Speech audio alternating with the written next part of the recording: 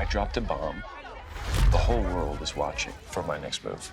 TV's most brutal businessman is back. Whilst Brian Cox says his character isn't based on any current media figure, he does take inspiration from someone. You know, there's a kind of archetypal thing about Logan. He's a self-made man. He's miserable. He's deeply unhappy with the human race, which is clear.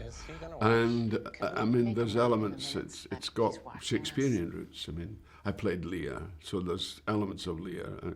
Lear divides up his kingdom, and Logan's looking for a successor, and everybody's falling very, very short, and it's getting very frustrating for him. I'm a good guy. I'm better than you. Brian's character is known for his straight talking, shouting and insults.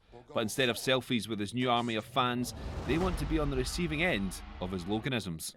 People come up to me and they want to video me telling them to go to a certain place, you know, to go off to a certain place in a certain manner. And I can't believe it. I mean, human beings are so extraordinarily weird, to be, you know. I mean, the funniest thing that ever happened to me, or the most weird thing, was I went to a Me Too meeting, and they were all being very serious, and they turned around and they said, "Oh, it's Logan," you know, and they were asking me to tell them to do that certain thing, and I thought, the world is mad.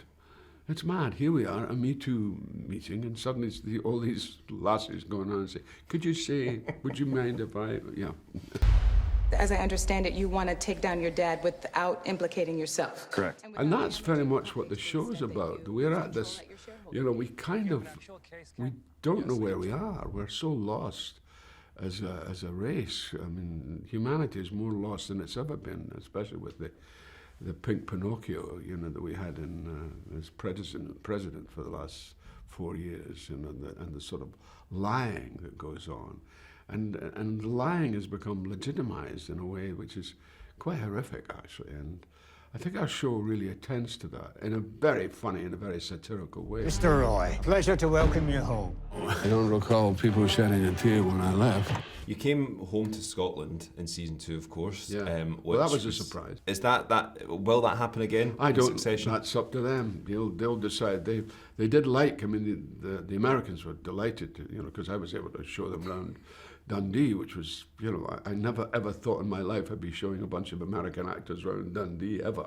But they were all taken by it. They loved it because Dundee has become quite an extraordinary city now. It's not the city I grew up in. Well, actually, the city I grew up in was actually rather nice. It became rather destroyed in the 60s, and I had to avoid it. But I'm very proud of Dundonians. Will you come back home to Scotland, or is life in America for you? No, I'll come back. I mean, I do come back. I mean, people say, "Oh, he doesn't. How does he?"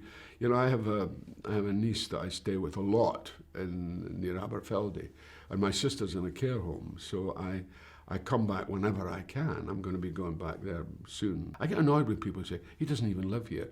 I think I spend a lot of time in Scotland, you know, because I love it. I mean, I love my country, and you know, and it's just, it's so interesting to, you know, living the years I've lived and to see Scotland emerge the way it's emerged in the last 30 years. I mean, quite beyond my ken, and I'm amazingly proud of it and amazingly impressed by Nicola, for example. I just think she's a phenomenal woman. So I'm delighted. I'm delighted to be connected, and I will be, you know. That's probably where I'll end up, you know, because home is where the heart is.